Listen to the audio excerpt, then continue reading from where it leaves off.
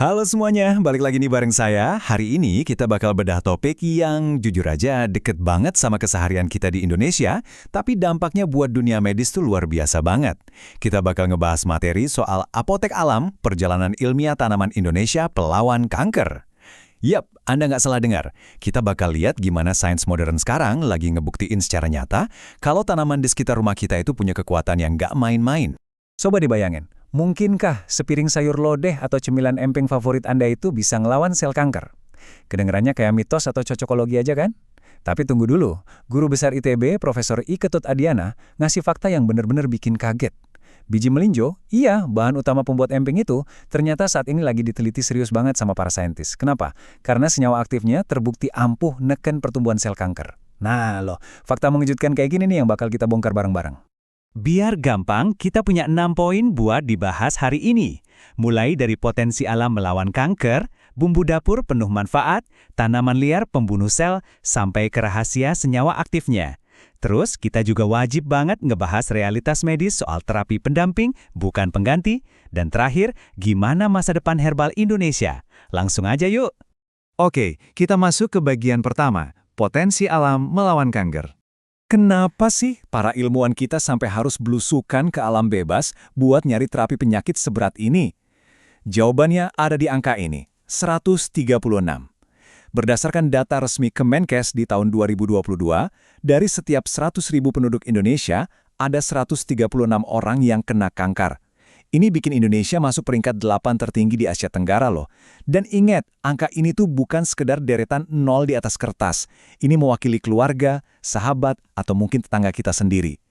Kondisi mendesak inilah yang akhirnya dorong para peneliti kita buat aktif nyari terapi komplementer dari kekayaan alam kita sendiri. Dan yang perlu dicatat, kita di sini nggak lagi ngomongin cerita rakyat atau pengobatan mistis ya. Universitas-universitas riset top di Indonesia, sebut aja ITB, UGM, dan UI, itu lagi benar-benar ngelakuin uji coba yang komprehensif. Mereka serius banget. Pengujiannya itu mulai dari ngebedah kandungan senyawa aktif, uji di tingkat sel, pakai hewan percobaan, sampai akhirnya dapetin testimoni positif dari pasien kanker. Jadi tanaman yang biasanya cuma nongkrong di pekarangan rumah, sekarang lagi dibedah habis-habisan di lab kelas dunia. Lanjut ke bagian kedua nih, bumbu dapur penuh manfaat. Anda pasti bakal kaget kalau tahu bahan masakan harian di dapur itu ternyata nyimpen kekuatan tersembunyi. Beneran deh, di rak bumbu kita tuh bersembunyi pahlawan-pahlawan tak terduga. Kita punya kunyit dengan senyawa kurkuminnya, bawang putih dengan alicin, jahe dengan gingerol, dan temu kunci yang kaya banget sama fitokimia. Bawang putih tuh misalnya, udah terbukti di berbagai studi bisa ngurangin risiko kanker lambung dan usus besar. Terus jahe, selama ini kan kita taunya jahe itu ampuh ngurangin mual buat pasien kemoterapi ya. Ternyata gingerol di dalamnya juga ikut ngehambat perkembangan sel kanker. Mereka ini benar-benar kerja keras buat ngelindungin sel sehat dan secara drastis nurunin peradangan di tubuh kita. Tapi gimana sih cara kerja bumbu-bumbu ini kalau dilihat secara mikroskopis?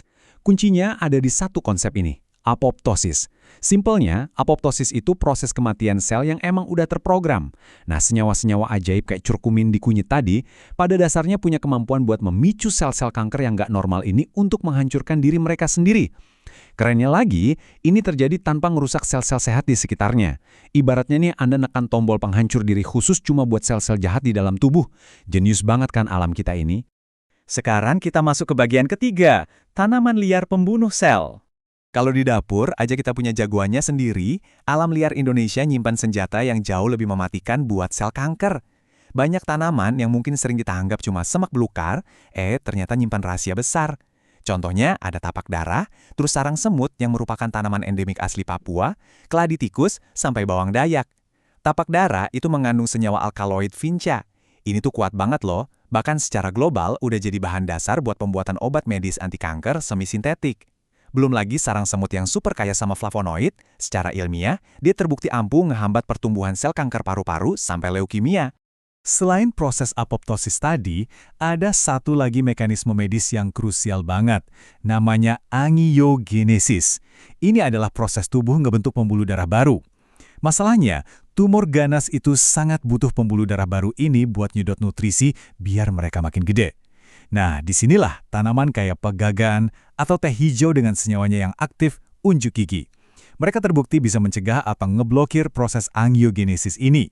Gampangnya gini, senyawa alami ini memutus jalur suplai makanan si tumor, bikin tumornya kelaparan dan ujung-ujungnya nggak bisa berkembang. Terus gimana dong cara masyarakat kita manfaatinnya dengan aman? Nah, ada langkah-langkah praktis tradisional yang sering direkomendasiin. Contohnya dari panduan Deherba buat nyiapin sarang semut. Jadi bongkahannya dipotong-potong ukuran 6 x 5 cm, dicuci bersih, terus direbus pakai 250 ml air.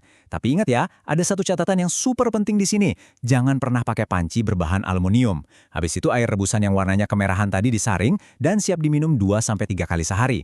Kita masuk ke bagian keempat, rahasia senyawa aktif. Biar lebih jelas, mari kita petakan. Sebenarnya senyawa sains murni apa sih yang lagi kerja keras di dalam tanaman-tanaman ini? Coba kita lihat, daun sirsak. Senyawa aktifnya itu acetogenins. Dan ini diteliti langsung sama UGM. Hasilnya sangat kuat buat nekan sel kanker. Terus ada sambiloto dengan senyawa andrografolide yang diriset sama UI yang fungsinya buat nekan pertumbuhan tanpa nyenggol sel yang normal. Dan balik lagi ke melinjo yang kita bahas di awal, senyawa genetin C di dalamnya itu diuji ketat banget sama ITB. Jadi kelihatan kan, hubungan antara tanaman sehari-hari dan sains tingkat tinggi itu benar-benar terbukti nyata. Nah, ini dia bagian kelima dan ini penting banget buat disimak. Terapi pendamping bukan pengganti. Oke, mari kita bedah realitas medisnya dengan pikiran yang jernih. Di masyarakat kita tuh sering banget beredar mitos yang berbahaya banget, yaitu nganggap obat herbal bisa berdiri sendiri jadi penyembuh kanker satu-satunya. Faktanya, yang dibuktikan secara medis, obat herbal itu sifatnya komplementer alias pelengkap dan penggunaannya mutlak, wajib, harus diawasi ketat sama dokter spesialis onkologi.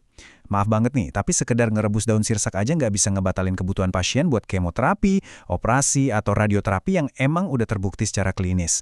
Kenapa sih pengawasan dari dokter itu krusial banget? Panduan medis dari Halodoc ngasih peringatan keras nih, obat herbal tidak dapat menggantikan pengobatan kanker yang terbukti efektif secara klinis. Terdapat risiko interaksi obat yang berbahaya. Coba bayangin, kalau Anda mengonsumsi herbal barengan sama obat medis tanpa sepengetahuan dokter, itu bisa ngubah cara tubuh memproses obatnya. Efeknya, obat kemo bisa jadi nggak mempan atau malah memicu keracunan di hati. Ingat, sebagian besar herbal ini belum melewati uji klinis skala besar pada manusia, jadi keamanan Anda tetap prioritas yang paling tinggi. Akhirnya kita sampai di bagian keenam, masa depan herbal Indonesia. Setelah kita paham batasannya tadi, terus gimana dong langkah kita ke depan sebagai bangsa yang kaya raya akan alam? Biar tanaman obat ini bisa naik level dari sekedar cerita tradisi jadi terapi medis pendamping yang diakui global, kita butuh 4 elemen kunci. Pertama, regulasi negara yang transparan. Kedua, standarisasi uji klinis buat ngejamin dosisnya tepat. Ketiga, dorongan kemauan politik atau political will dari para pemimpin kita. Dan keempat, edukasi yang masif buat masyarakat biar terhindar dari klaim-klaim sesat di internet. Alam udah ngasih bahannya nih. Nah, sekarang giliran kita buat ngelolanya secara cerdas. Inti perjuangan dunia kesehatan kita ini disuarakan dengan sangat lantang loh sama Profesor I. Ketut Adniana dari ITB. Beliau bilang, tantangan kita hanyalah political will. Kita harus berani memberikan rekomendasi. Ini tuh seruan yang benar-benar menggugah buat dunia riset, otoritas kesehatan, sampai pemerintah kita. Kita diajak buat ngerangkul kekayaan hayati ini, bikin regulasinya, dan manfaatin secara ilmiah demi keselamatan dan kesejahteraan pasien. Sebagai penutup dari pemaparan kita hari ini, mari kita renungkan bareng-bareng. Dengan kekayaan alam Nusantara yang segitu melimpahnya, sebenarnya udah siapkah kita mengintegrasikan kearifan herbal ini ke dalam standar medis modern secara aman dan terukur? Jawabannya jelas ada di kolaborasi antara sains, ketegasan regulasi, dan pastinya kebijaksanaan kita sebagai masyarakat dalam mencari pengobatan. Terima kasih banyak udah meluangkan waktu bareng saya buat ngebedah wawasan yang luar biasa ini, dan sampai jumpa lagi di pembahasan materi seru berikutnya.